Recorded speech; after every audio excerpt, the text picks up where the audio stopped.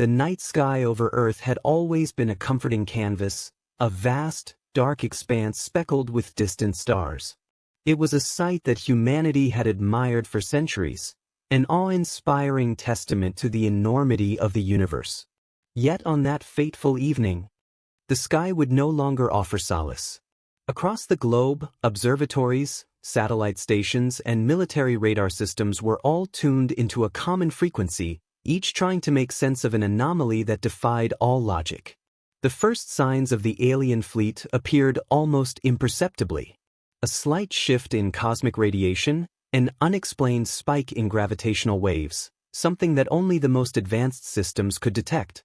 To most people, it was nothing more than another quirk of space. But for those in the know, the unease began to spread like a silent infection. In the control room of the International Space Defense Center, ISDC, Lieutenant Commander Elena Voss stared at the monitor in front of her. The radar readout was a mess of numbers and symbols, but it was the shape of the signal that caught her attention. It was like nothing she had ever seen before. Her fingers flew over the keyboard, trying to isolate the source. "Sir," Elena said, turning to her superior, Captain James Harlan. "I need you to see this." Captain Harlan, an experienced officer with a reputation for never showing emotion, walked over, glancing at the screen. His jaw clenched. The signal was not a natural anomaly, it was structured. Intentional. He knew that if this was what he feared, it meant the arrival of something far worse than anything humanity had prepared for. The ship's arrival is outside the known trajectory patterns for any of the known galactic bodies, Elena continued, her voice tense. It's not like anything we've seen. It's a fleet, not a single vessel. And they're heading straight for Earth. How long before they reach our atmosphere? Harlan asked, his voice steady but with an edge of urgency that was hard to miss. Elena checked the readout again. The fleet was moving at a pace too fast for anything that should have been capable of travel in space. "We have about 72 hours. Harlan nodded. "Alert the Council and get me a direct line to the President." Meanwhile, in Washington, D.C., the President of the United States, Anna Williams, was finishing a meeting with her top military advisors. When her phone buzzed, she was expecting it to be the usual diplomatic update or economic report. Instead, she saw the name of General Marcus Dane, head of the U.S. Space Command, flashing on the screen. "Madam President," General Dane's voice came through the line, low and grave, "we need to talk. There's something in space, and it's coming here." She instantly sat up straighter, her mind racing. The world had been preparing for alien contact for decades, but in all the scenarios, this was not one of them.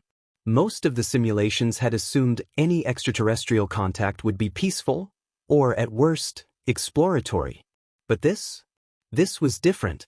The urgency in Dane's voice told her that something was terribly wrong. Within hours, the news was spreading across every continent. Governments went into high alert as global defense systems were activated. In major cities, the skies were scanned relentlessly, the air thick with tension. But there was no denying the truth.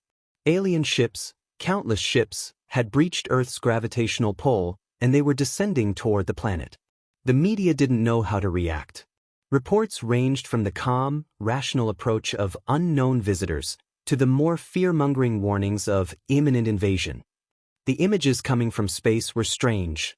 Massive vessels, spherical and sleek, their surfaces glimmering in the sunlight, not quite like anything humans had ever seen before. They were beautiful, almost hypnotic, but they exuded a cold, alien precision that set nerves on edge. Back at ISDC, Elena Voss and her team worked tirelessly to decipher the incoming signals. They were highly encrypted, and any attempt to communicate with the fleet only resulted in static. It was clear that the aliens were attempting to make contact, but their method of communication was unlike anything humanity had ever experienced. It was as if they were waiting for something, an invitation, a gesture of peace, or perhaps a sign of humanity's readiness. By the time the global leaders met in an emergency summit, it was clear that the world was facing a crisis of unparalleled magnitude. The representatives of every nation gathered in a secure, underground facility, knowing that this could be humanity's defining moment. What they didn't realize was that the enemy's arrival would alter the course of human history forever. President Williams addressed the assembly, her voice steady, though the weight of the moment was evident in her eyes. "We've received confirmation," she began, looking around the room, "that these ships, these beings, are not from any known civilization. Their technology is far beyond our own. And they're coming to Earth. What we need to determine now is why." General Dane, who had been overseeing military responses across the globe, stood up next. His face was grim. "We don't have much time. They're descending rapidly. We've already deployed defensive satellites and prepared a response force, but we don't know if our weapons will be effective. The last thing we want is to escalate a conflict without understanding their intentions."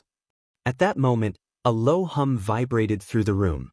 The lights flickered, then steadied, as a deep rumble echoed across the city. The ground beneath them trembled. People rushed to the windows, gazing upward in horror as they saw it. In the sky, the alien ships, dozens of them, had positioned themselves in a perfect formation above Earth. They were so large that they cast shadows over entire regions. It wasn't just the sheer size of them that was terrifying, it was the unyielding, unblinking precision with which they moved. There was no question that they were here with purpose. But what was that purpose? In the midst of the chaos, a message finally came through. It was not in any language Earth's governments could understand, but there was no mistaking its tone. It was calm, controlled, almost passive.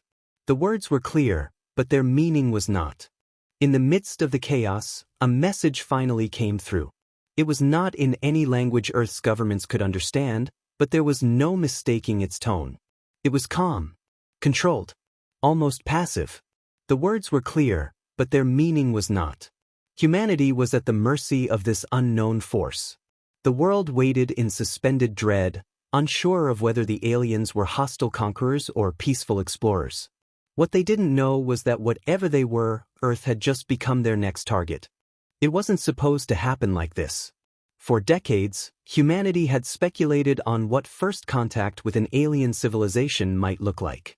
Some imagined a peaceful arrival, others a curious exchange of knowledge, and still more believed that any alien species would see humanity as a threat, instigating a battle for survival. But no one had ever prepared for the scenario that was unfolding above Earth in the dark sky, an attack without warning, from an enemy that wasn't just technologically superior but was also several steps ahead of humanity in strategy. The moment of escalation came swiftly, without any warning or message of intent. The alien ships, which had been hovering like ominous silhouettes against the backdrop of the stars, suddenly fired. The first strike wasn't with weapons. It wasn't an explosion or a missile. It was a pulse, a focused beam of energy so powerful it pierced the atmosphere, disabling communications across the planet in an instant. Satellites, ground-based communication towers, and even military systems were instantly knocked offline. The world was plunged into an eerie silence. In the control room of ISDC, Elena Voss's hands trembled as the radar screens flickered and went dark. A sharp, static-filled alarm blared, but it was no use. She could feel the panic in the air. The entire communication grid had been wiped clean, leaving Earth completely blind. The calm before the storm was gone, and now, it felt as though they were standing on the edge of oblivion. Elena grabbed the phone, but all she heard was the relentless hum of static. Captain Harlan walked up behind her, his face a mask of concern but also determination. "We need to do something," Elena said, barely able to speak. "They're not just here to watch us." "Stay calm," Harlan replied, but the tightness in his voice revealed his own anxiety. "We knew this might happen. Get me in contact with any available military commanders, anything that's still functional." While the ISDC scrambled to assess the full scope of the damage, across the globe, the panic began to spread. The first strike wasn't an attack in the traditional sense. It was a display of power, a warning. But to humanity, it was a shot across the bow, a message that they were not in control. In Washington, D.C., President Williams stood at the window of the secure bunker beneath the White House, watching the sky. A somber silence fell over the room as military officials, scientists, and government leaders stared at the massive screen in front of them, showing the fleet of alien ships in orbit. "Have we made contact?" the president asked, her voice flat. General Marcus Dane stepped forward, his hands clasped behind his back. "We attempted to send a message, Madam President, but all our transmissions have been blocked. It's clear the alien ships have advanced shielding, and whatever technology they have, it's disrupting every form of communication we rely on. We can't even get a signal out of our own military bases. We're blind." "Blind?" The president turned sharply to face him. "What does that mean for our defense?" "It means we can't respond," Dane admitted. "We're not entirely sure how to engage. Our weapons systems, conventional and advanced, are useless against the pulse they emitted. We're being completely neutralized." The president let out a frustrated sigh. "And what about countermeasures? Can we deploy anything to counter their attack?" General Dane shook his head. "Not unless we can regain communication and quickly. But every attempt to contact the ships has resulted in interference. Whatever technology they possess is far beyond anything we've ever encountered." As the military scrambled to formulate a plan, Elena Voss and her team at ISDC were still reeling from the magnitude of the pulse.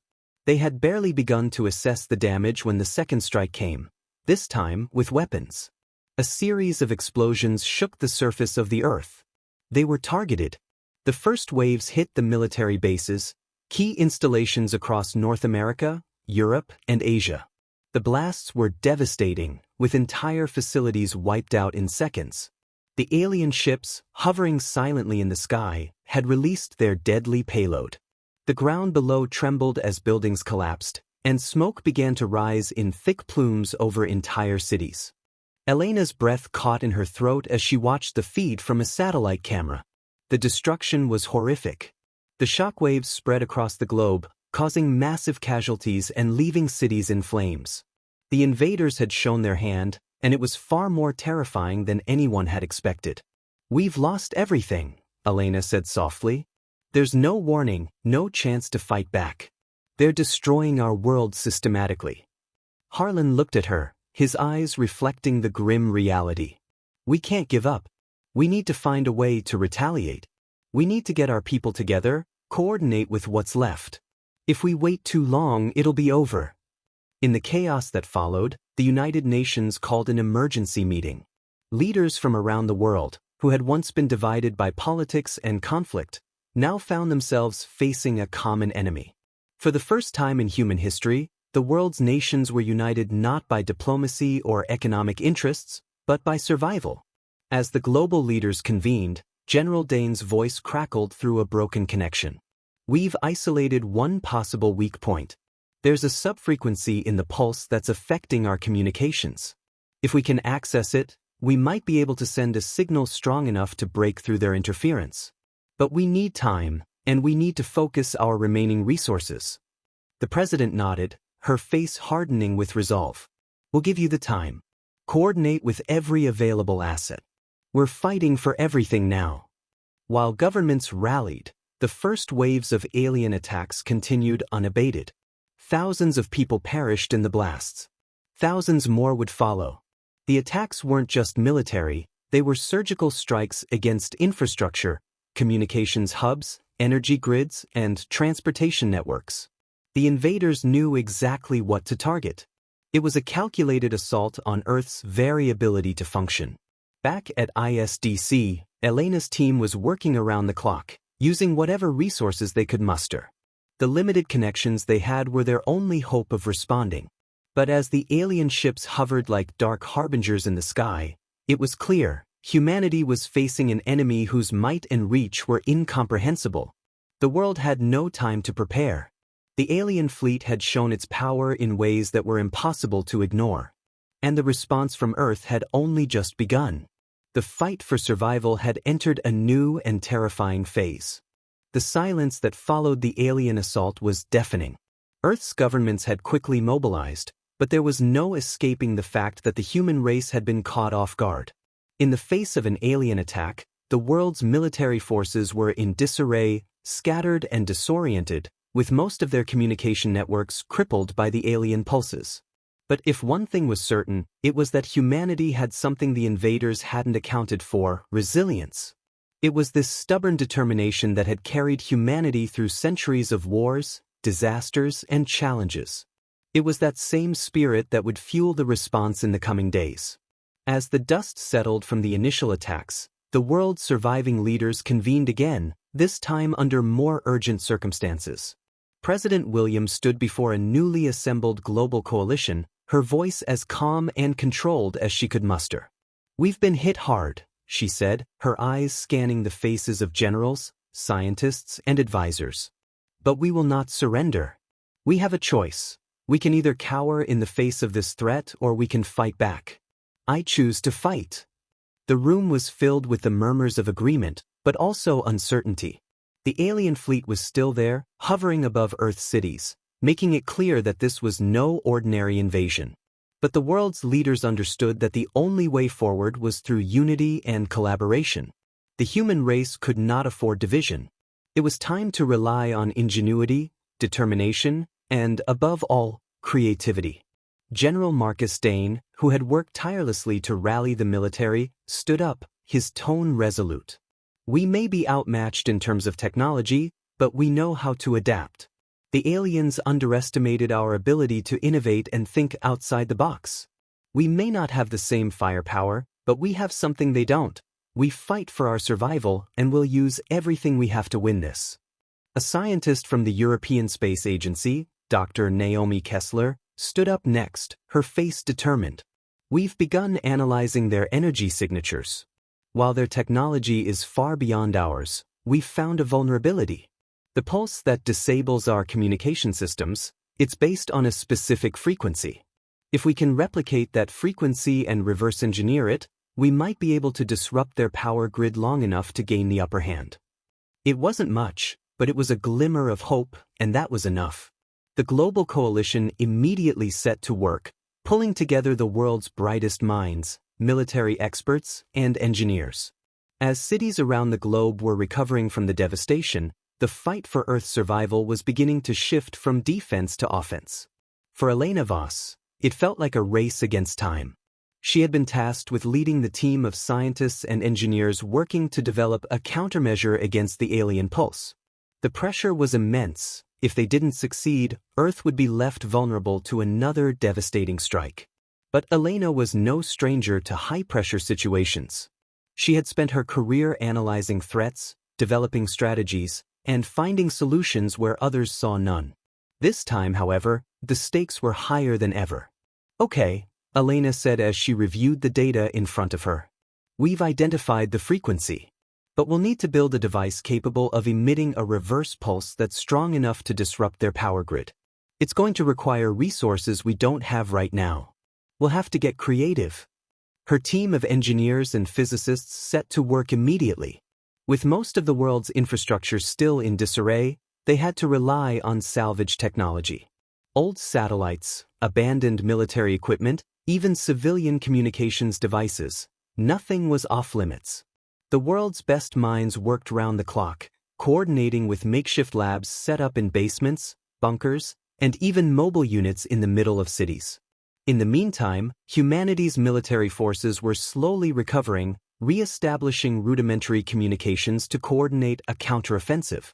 The first thing they needed was more intel on the alien fleet's composition and weaknesses. The remaining spy satellites, though crippled, were able to provide essential data on the invaders' positions.